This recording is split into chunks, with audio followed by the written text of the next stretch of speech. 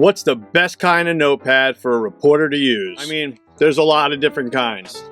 Couple tips. Now, this is one of my favorites, the Harvard Square Reporter, available through Bob Slate in Boston when they have them. Here's another company called Write, comes with this handy little thing. But no matter what, most important thing is this. Look, folks, you got to be able to hold it straight out. All right. Why? Because when you're out there reporting, you want something that's going to be sturdy. All right. It should have a really nice hard binding on the top so that when you sit on it, you will sit on it, or you'll put it in your purse or whatever it is, it'll get messed up otherwise, but really stiff. And of course, if you want to get a little geeky, this one has a really nice paper to write on. They also make waterproof notepads, but they're really tough. You need magic marker to make any of the writing show up. I'm into the 4x8, but hey, do what's best for you.